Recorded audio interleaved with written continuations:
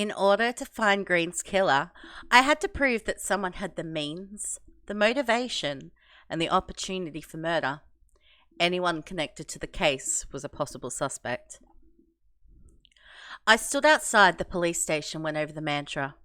I had to prove means, motive, and opportunity for anyone I suspected of the murder. Once I found all three for a single person, I'd have them licked. I started out to begin the chase.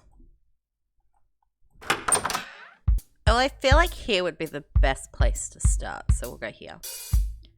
Mrs. Green had pleaded with me at the police station. I hoped she would be more helpful than she had been the previous day.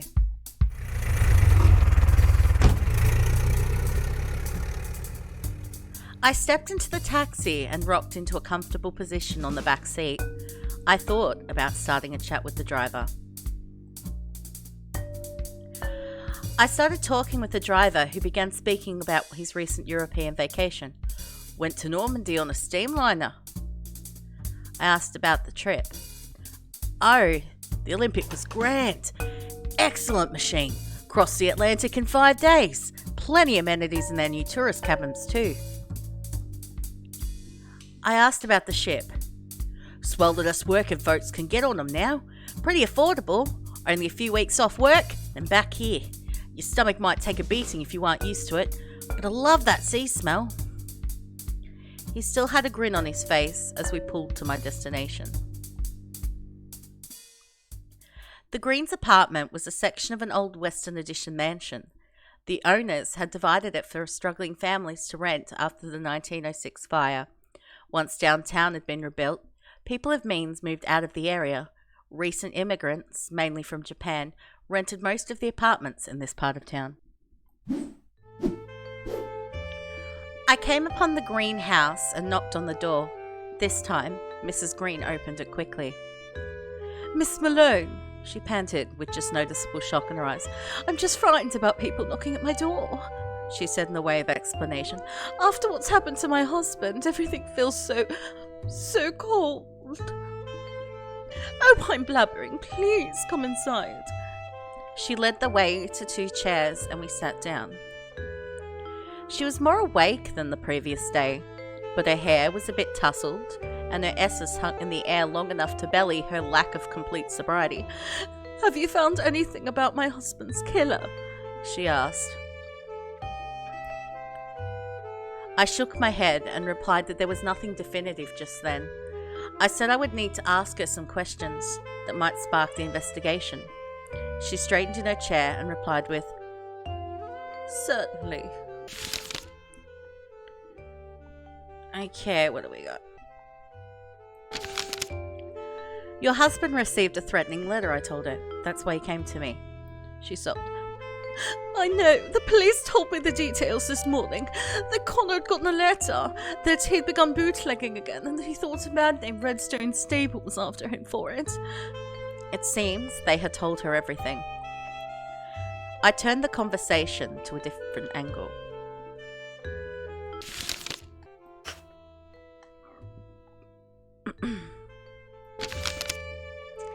I glanced at the coat that hung on the rack. "Where did you get this?" I asked. Her unfocused eyes moved to the grey trench. "Connor brought it home one day, but it was too small for his frame. But I thought it looked swell on me." "Seems built for a man," I said. "Sure, but it's the freedom age, darling. We can wear anything or even nothing at all."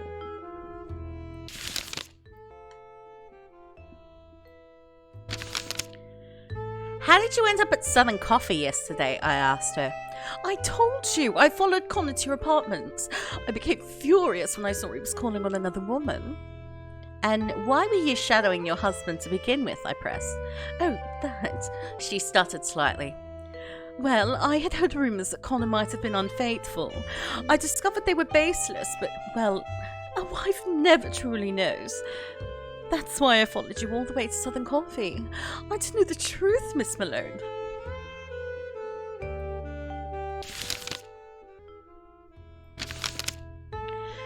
"You're a jazz singer at the Tin Spoon?" I asked. She gave a languid nod. I wondered how she'd started singing.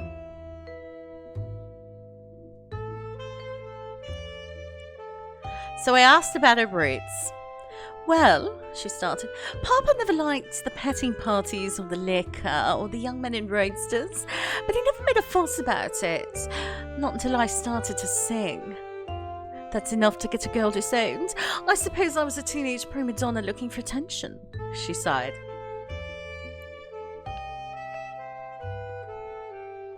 Where were you raised? I questioned. She smiled, but there was a hint of cruelty behind it.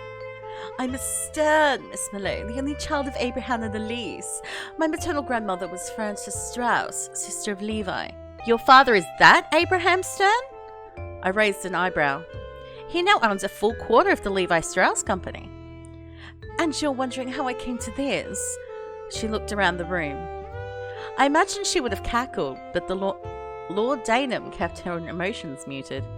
Well, I traded wealth for freedom at a young age, and I would do it again. I understood her reasoning. I nodded and changed the subject back to the case.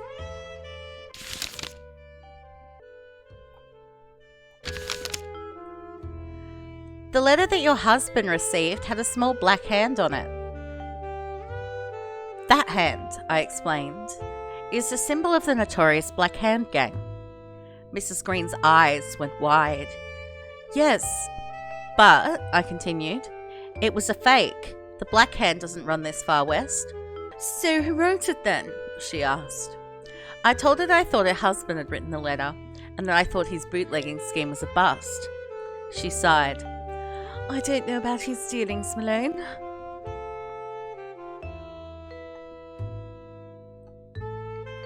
It seems your husband was from St. Louis, I put to her. She squirmed, but said nothing, so I pressed her. Mrs. Green, I'm investigating his death. You're right, she sighed. He had told me he was from out east, though he lied to everyone else. He claimed he had to flee from his past. I never asked the details, so that's all I know. And you're the first person I've told. He also had 2 train tickets to get there, I continued. He wanted to return? Well, those tickets have no date printed on them. She paused, looked at me from underneath long lashes and continued. He was thinking of going back there. I guess whatever trouble he had was blowing over. But I refused. I told him I wanted to stay in San Francisco. Whenever Connell and I quarrelled... A sharp, wavering inhale cut off her sentence. Well, he kept them around to be brandished to show me that he loved me and that he stayed here only for me. I nodded and we spoke about something else.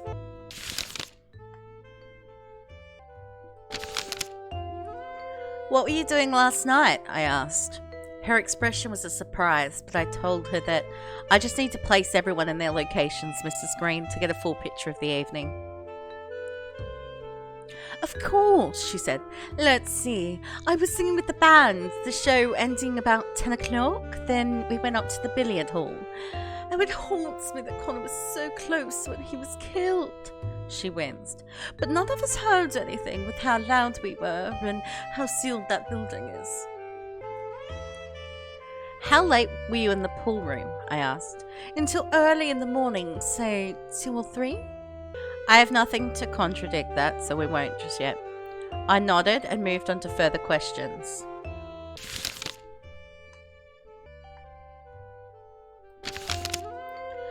I motioned to the bottles on the ground.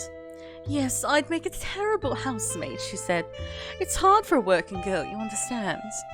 In many ways, I did, but my clutter was less inebriating, and I told her so. Sometimes the vocal cords need a little lubrication. She smiled.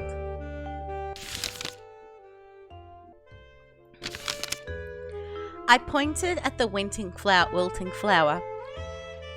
It's a struggle to keep any plant alive, I said. Yes, but I can't say no to yellow chrysanthemums. They are so warm, right in the entire room. I nodded my thanks for her answers and then turned back to the room.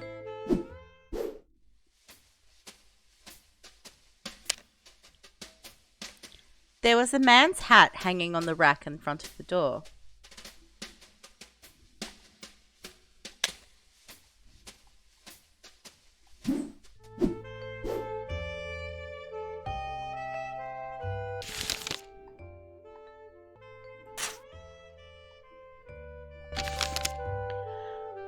I brought up the hat on the rack. Who does that belong to? What do you mean? She asked. I think it's my husband's. Green was wearing his hat in the police photo. Fanny winced at my reference to the photograph of her husband. He may have had more than one, she said.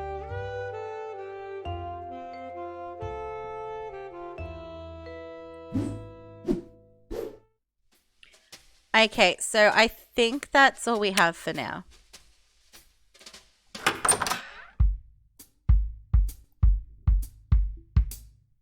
Green had been killed outside the Tin Spoon. I could go there to look for clues of his murder. Okay, I went to the Green's place first because I thought he'd been killed there, but he was killed at Tin Spoon, so yeah, let's...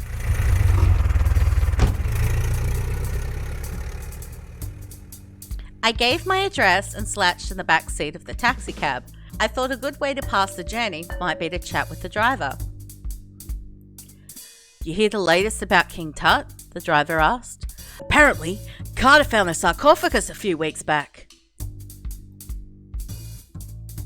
We talked about the discovery. Carter had first unearthed the tomb a couple of years earlier, and he had begun to slowly catalogue its contents. New treasures were constantly in the papers, noticeable for their intricate and expensive gold workings. That whole mess gives me the chills, the driver said. Digging up old corpses and taking their stuff. Like hell, if that won't bring some more curse or some of those grave diggers. I agreed. Plundering of ancient tombs reminds me of pirates in the West Indies. What right do we have taking the wealth of another nation? The driver shook his head. I wouldn't be the first in line to crack open that mummy. Won't end well for any of them. He let out an involuntary shiver.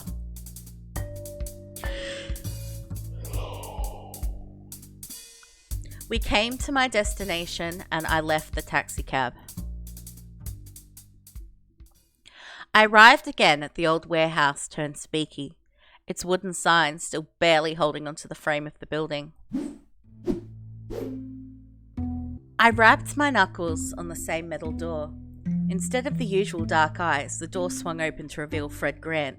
He let out a "PC, good seeing ya," with more whiskey on his breath than a fire breather.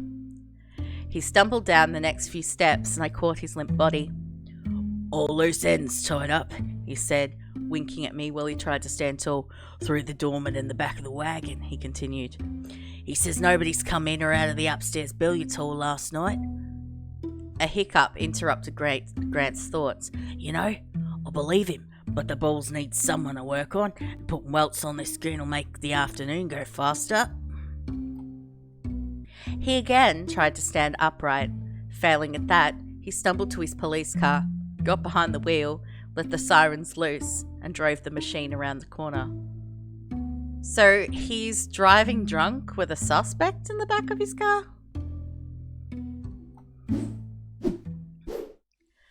I continued up the stairs to find a similar scene as the day before. Only Tiny Paul had been replaced by a young woman, idly playing with a deck of cards scattered across the billiards table.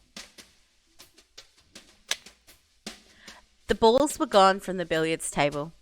In their place were some betting chips and cards strewn across the felt. I counted 5 aces, 2 aces of hearts.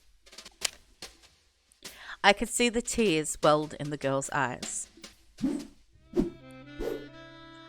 I approached the young woman and looked her up and down. I studied her face. She was in her early 20s and was naturally pretty, with deep eyes, shimmering black hair, and big, rouged lips, although holding back tears somewhat twisted her face. Who are you? I asked. She said in a clear, strong voice. I'm Ellis Smith. I work nights as a backing singer. She added in a more delicate tone.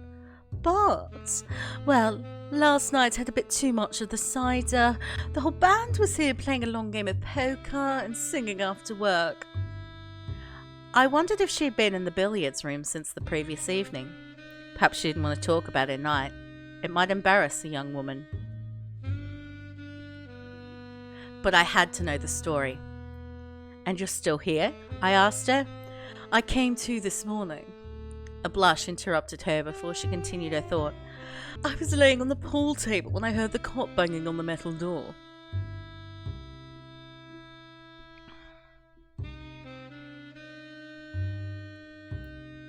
I asked how much she'd had to drink. That made her hot. Listen, miss, I don't know who you are, but I don't come around asking me about things like that. I'm not judging you. A lady should drink as much as she likes and can do what she pleases after. And since when are we flappers ladies? She laughed. Anyhow, what is it that you want? If she'd been inside the tin spoon the entire night, I concluded she may have had information about Green. I knew I had to pump her for leads.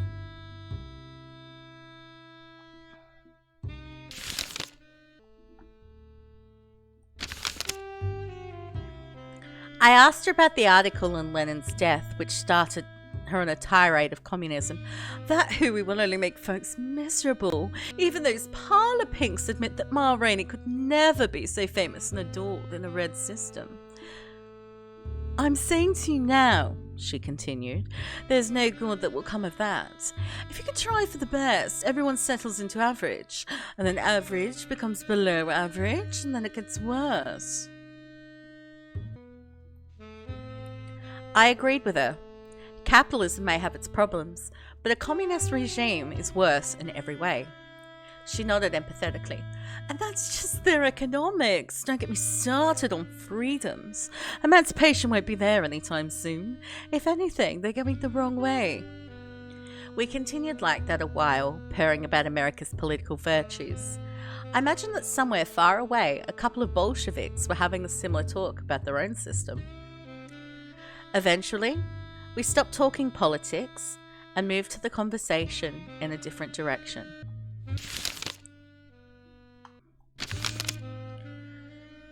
Those cards you're fiddling with, I said, are they the same ones the boys were playing with last night? She said they were.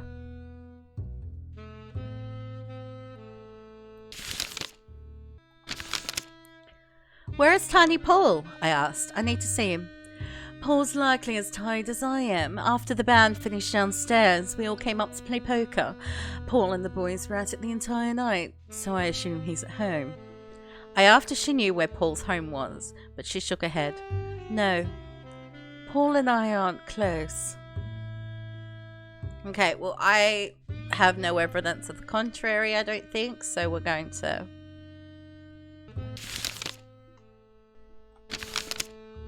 I had noticed she'd been crying and asked her why. Her lower lip wavered, but she managed to stop it before any tears could get through. It's that copper who was just here. He kept wanting me to feed him drinks, and the more I put in him, the more fresh he got with me. You should have smacked him, I told her. She laughed and exclaimed, You know I did just that. I probably shouldn't have smacked a copper, but it felt good finally socking one of them. Anyhow, I'm just frantic because of the booze. I'm sure it'll wear off. She turned her gaze back to the cards on the table. She was putting up a strong mask, but I could tell something about Grant's interaction had rattled her. The truth is, most women wear a mask in public. Almost every one of us has a story about being mistreated. Or worse. Me too. What else do you want to know? She asked, interrupting my thoughts.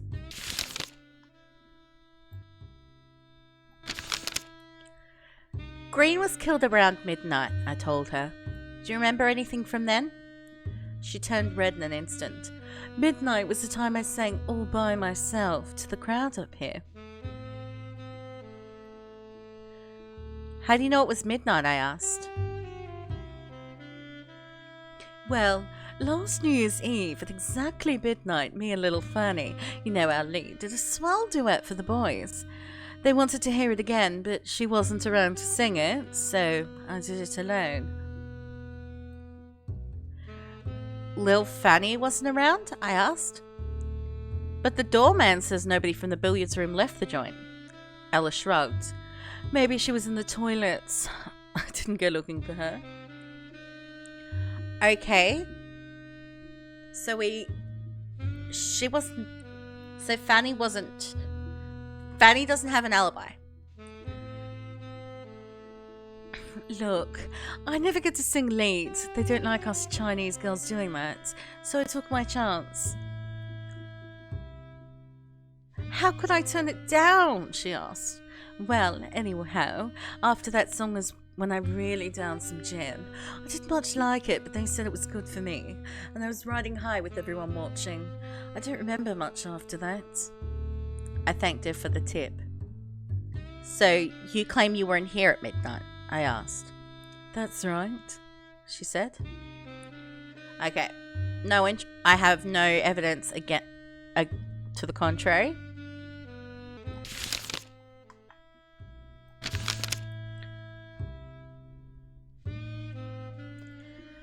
Do you know anyone who had a gun that could kill Green? I asked. She looked at me, puzzled. I explained myself. Miss, I'm just a private detective looking into the matter. I need to follow up with everyone. She looked surprised when I said private detective, but she didn't comment on it further. She chuckled at my question. I don't know if you know this, but, well, this place is a type of gangster hideout. No one in the band is shooters, of course, but just about everyone else in the building is carrying something. That was no help in narrowing my list of suspects, but I nodded my understanding. You don't carry a gun yourself? I asked. She shook her head. No, ma'am. No shooters in the band. She seemed adamant on that point.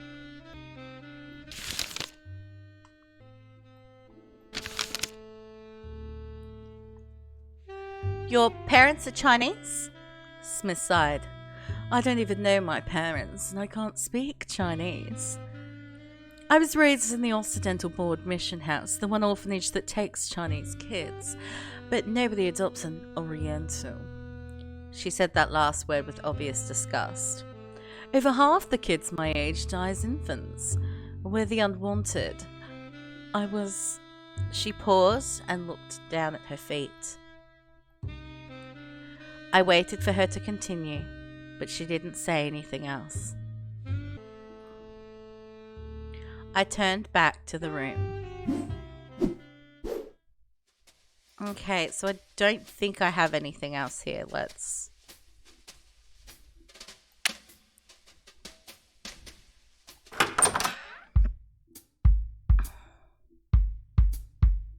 go to the barber shop.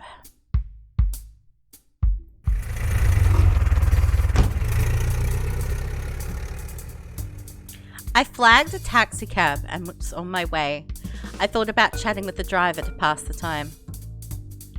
Just before starting to talk with the driver, I noticed a newspaper beside me, with the headline about the recent International Winter Sports Week. I read the paper. International Winter Sports Week began today with the opening ceremony held in the Alpine city of Chamois, France. The United States has sent 24 of our finest men and women to compete in the inaugural contest. Our hopefuls are led by Charles Jetrois, national speed skating champion, and our men's ice hockey team, who looks to upset the Canadian favourites. Organised by the French Olympic Committee, the same body that runs the famous Summer Games, this week of sports has been formally dubbed the Winter Olympics. Competition begins tomorrow. I put down the paper as we arrived at my destination. The barber shop was down an alley in the financial district, opposite the red brick National Bank. The small bell above the door twinkled as I walked in. There was a man seated in the barber chair, tapping his foot and staring at me. I didn't see stable anywhere. He stared at me with a grin that extended to his eyes. He was wearing a barber's cape, which told me he was here for a haircut. I wondered why Stable had left this man mid-trim. I asked how he was doing. Swell, he answered. Yes, very swell indeed. Thank you, miss. His words came out as jovial as his expression, and they held a slight and affable southern tint. A few more pleasantries returned equally verbose responses with no meat to them.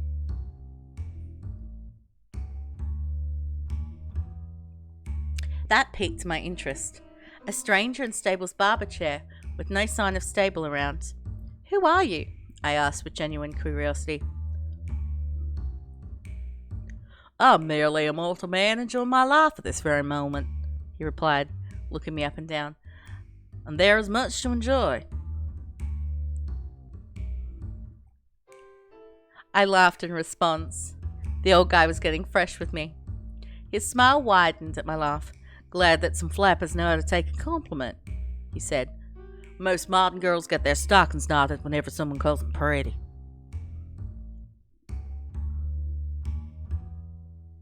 I agreed. Some girls take themselves a bit too seriously. He laughed at that.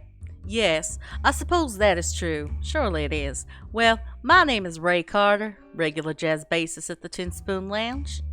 A speakeasy in North Beach. It's my pleasure to meet you, miss." He worked at the Tin Spoon. That surprised me. "Were you there last night?" I asked. "Until early this morning," he gleamed. "I won a bucket of change at that poker table. Just about everyone was saying they never saw someone play cards so well. Sometimes you get lucky, I suppose." He winked. I wondered if it was at all related to this case.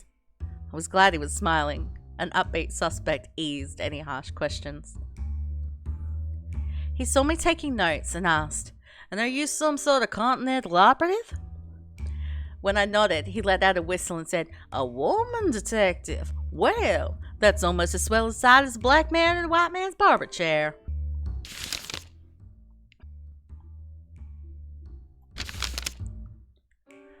I asked Carter about the article on Lennon's death. "Oh, yes," he said. "Unfortunate tragedy, truly. Folks might be scared of those Reds, but inevitably their system will turn out better than ours. I can only hope Lennon's death will not derail their fantastic movement," he continued. "Our own tyrants have poisoned our media against the fair system, but you cannot argue with everyone being offered exactly what they need. Why, in our modern society, must we do without?" I argued for capitalism. Give a man a fish and you'll never get a fisherman. There are many ways to fight poverty, but full socialism leads to lethargy. Carter laughed and shook his head. "No, ma'am. You've been washed over by the capitalists. Washed over indeed. Look at your hard work now. Where does it get you? The top fraction of a percent in our country controls more than half its wealth. More than half. We are breaking our backs to create a new aristocracy. No matter how hard you work, you can never be the next J.P. Morgan. And if you think you will be, that's only because they have fooled you into believing it." We quipped for a while longer, but neither of us was much convinced by the other. Eventually, I found a moment to bring us back to the case.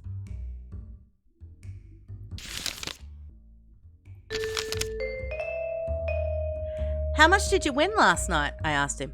"Oh, a heap of it," he grinned. "And how many aces did it take you to get there?" His face showed genuine surprise.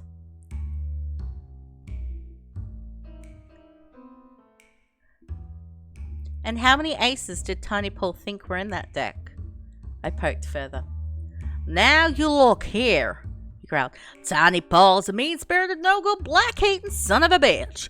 He pays his pennies, but wants us to be good and smile for him. Well, I'm not having that, miss. No, I'm not having that at all. Yes, I took him for a ride, and I feel no remorse for it. In some ways, it is all part of the game."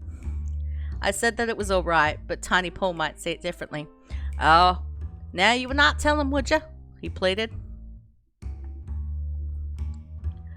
"I don't see a reason I need to," I said, "so long as you tell me what I need to know." He smiled. "Well, certainly. Most certainly. What is it you want?" I was glad he knew the score. "I want to know what Stable is," I told him. "Stable was here. Congenial and unhurried. Then received a telephone call and said he had to check on something at his 10-4 racetrack. He told me to just sit tight until he returned. And here we are." So Stable had gone to his horses. Another lead that would lead chasing. You know, he continued, I bet I had no reason to cheat last night. Not with the way Ellie kept distracting him. Yes, he was very distracted indeed. I raised a questioning brow. Ellis Smith and Tiny Paul have something going on. That girl throws herself onto him like she'd throw water on a fire. I noted that, then changed our subject of conversation.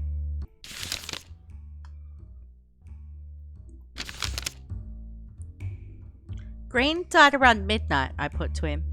I was inside all night with Evan and Tiny Paul playing poker. We heard no shots in the racket. I nodded and asked about something else.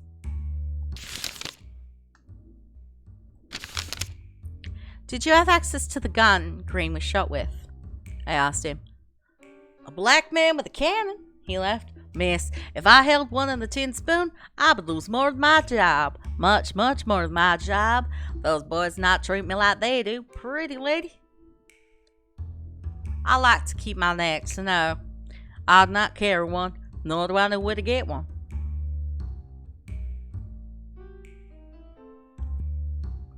I decided I'd leave him be. I knew I could always come back later with more questions.